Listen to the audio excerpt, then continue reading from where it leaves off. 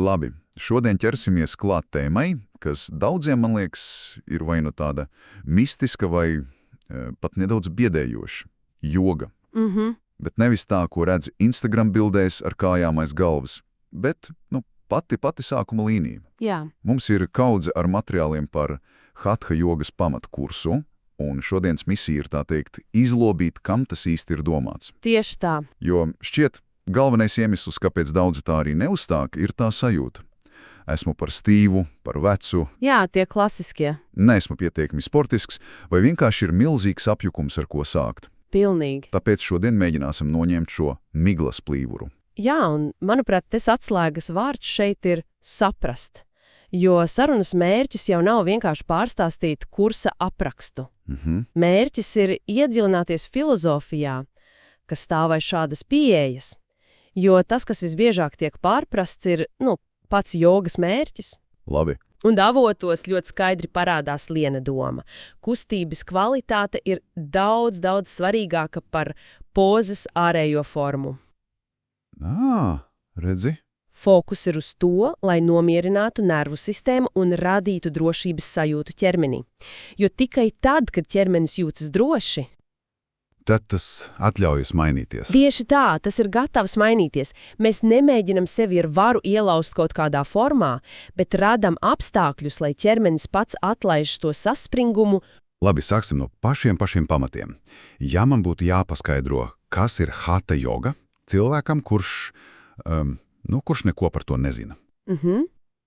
Kāds būtu tas vienkāršākais skaidrojums, jo ir taču viņasa, aštanga, karstā joga, cilvēki apjūk. Pilnīgi saprotami. Vienkāršākais veids, kā par to domāt, hatha joga ir kā kustība ABC. ABC, labs salīdzinājums. Tas ir pamats, uz kura balstās daudzi citi dinamiskāki jogas veidi. Tā ir lēnāka, apzinātāka prakse, kurā mēs ilgāk uzturamies katrā pozā. Dod laiku saprast, kas notiek? Tieši tā, dot laiku saprast, kas notiek manā ķermenī, kā es elpoju, kuri muskuļi strādā un kuri varētu, atpūsties. Skaidrs. Tas nav ātrs treniņš, kurā mēs plūstam no vienas kustības otrā, lai kārtīgi izsvīstu. Drīzāk tas ir tāds, pētniecisks darbs ar sevi. Un tas arī izskaidro, kāpēc avotos tik ļoti uzsvērts tieši tas strukturēt kursu formāts 6 nedēļas. Jā. Bet, lielākā daļa sporta kluba piedāvā tas drop-in nodarbības, atnāc, kad gribi. Protams. Tiešām nevar vienkārši ieliekt kādā iesācēju grupā un mācīties peldot. Protams, var, un daudzi tā dara, bet tas ir kā mēģināt iemācīties valodu katru nedēļu ejot uz citu nesaistītu nodarbību. Labs. Vienu dienu mācās par ēdienu, otru par ceļošanu. Kaut ko jau iemācīsies, bet tās pamata struktūras nebūs. Nebūs sistēmas. Nebūs. Šī kursa jēga ir pēctecība. Mēs sākam no nulles. Pirmajā nodarbībā mācamies, kā vispār stāvēt un elpot tā, lai tas nomierina, nevis vēl vairāk satrauc. Un tad katru nākamo nedēļu liekam klāt jaunus elementus, kas balstās uz to, kas jau apgūts. Loģiski. 6 nedēļu laikā mēs secīgi apgūstam apmēram 26 klasiskās pozas, bet galvenais ir principi. Nevis pozu nosākumi. Nē. Mērķis ir, lai pēc kursa cilvēks saprastu, kā kustēties savā ķermenī droši un efektīvi. Te mēs nonākam pie, manuprāt, ļoti interesantas atziņas. Kāpēc tie pamati ir tik kritiski svarīgi? Ko vispār nozīmē kustēties neefektīvi? Mēs taču visi protam kustēties. Tā ir ļoti izplatīta ilūzija. Mēs protam kustēties, bet bieži vien esam aizmirsuši, kā to darīt pareizi. Esam izveidojuši kompensācijas mehānismus. Kompensācijas? Jā. Cilvēki gadiem ilgi var apmeklēt jogu, bet patiesībā darīt sev pāri. Elpo sekli, saraustīti, kas uztur nervu sistēmu cīņies vai beidz režīmā, vai piemēram. Baga. Vari minēt kādu konkrētu piemēru, kā izskatās tāda kompensācija ikdienā, ja kāds tagad sēž pie galda? Klasisks piemērs pleci un kakls. Jā. Mēģinot pastiepties pēc kaut kā vai pacelt kaut ko vieglu, teiksim teikanu, daudzi cilvēki pieceļ plecus līdz ausīm. Automātiski, pat nedomājot. Jā, pleci un kakls dara darbu, kas būtu jādara muguras muskuļiem un lāpstiņām, un rezultāts ir, hroniskas sāpes un stīvums. Pazīstama sajūta. Pamatu kursā mēs nemācāmies sarežģītas pozas. Mēs mācāmies no jauna sajust, kā aktivizēt pareizos muguras muskuļus, lai pleci varētu palikt brīvi. Skaidrs. Un šī viena mazā ieraduma maiņa daudziem atrisina gadiem ilgu problēmu. Lūk, tāpēc tā ir investīcija ilgtermiņā. Tie ir principi, ko var pielietot jebkur. Skaidrs, tātad mēs nerunājam par akrobātiku, bet drīzāk par ķermeņa lietošanas instrukcijas atjaunošanu. Lieliski teikts, jā. Un tas man noveda pie nākamā jautājuma. Kam tad tieši šī instrukcijas atjaunošana būtu visnoderīgākā? Ja mēģinātu uzzīmēt portretu cilvēkam. Labi. Pirmkārt, protams, tas ir cilvēks bez jebkādas jogas pieredzes. Tas, kurš stāv pašā sākumā un jūtas apjucis. Otkārt, tas ir kārt, kurš atgriežas pie kustības pēc ilga pārtraukuma. Varbūt pēc traumas vai vienkārši, pēc gadiem ilga sēdoša darba. Skaidrs. Un treškārt, kas ir ļoti svarīgi, tas ir piemērots cilvēkiem, kas piedzīvo hronisku stresu, spriedzi vai, ir izdegšanas atjaunošanās fāzē. Tātad, kad vajag stabilitāti, nevis jaunus izaicinājumus. Tieši tā, nervus sistēmai vajag mieru, paredzamība. Un visbeidzot, tie ir cilvēki, kas varbūt jau ir kaut ko mēģinājuši, bet tā arī nav sapratuši, ko un kāpēc viņi dara.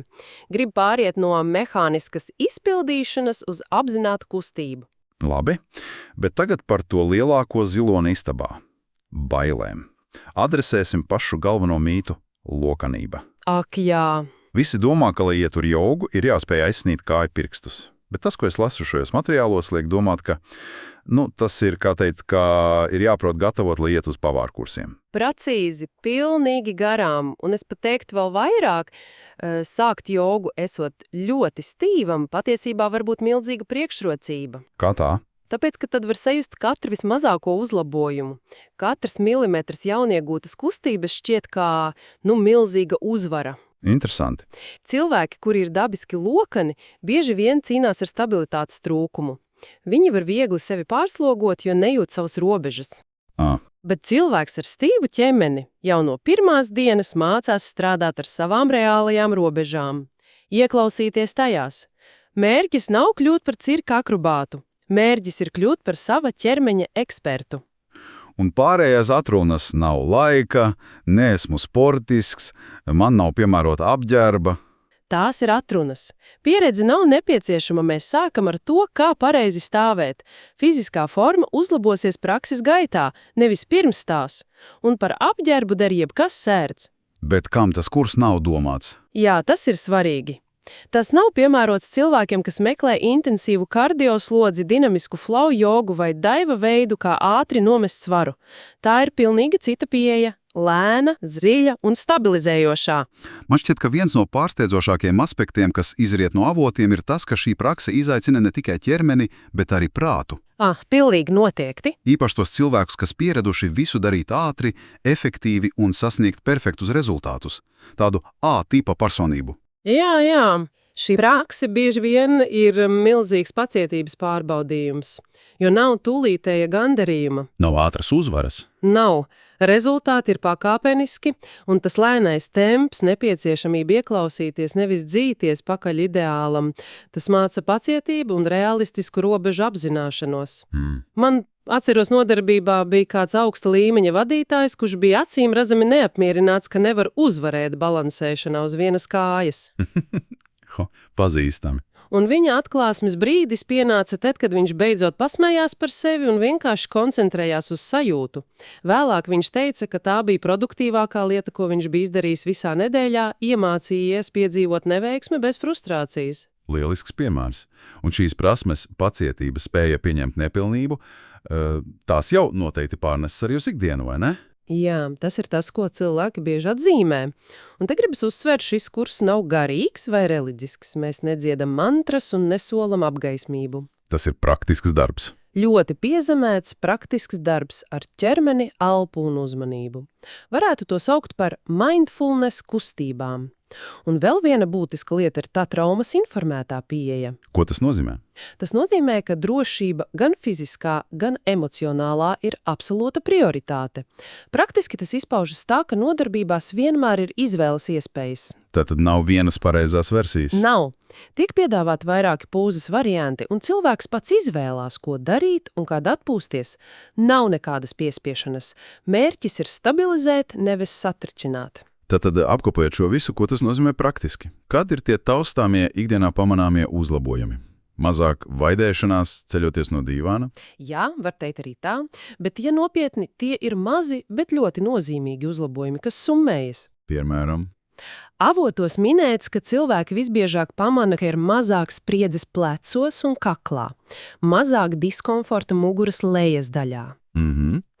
Kļūst vieglāk piecelties no krēsla, staigāšana šķiet stabilāka, parādās vairāk spēka kājās, kāpšana pa kāpnēm vairs nešķiet maratons. Tas izklausās labi.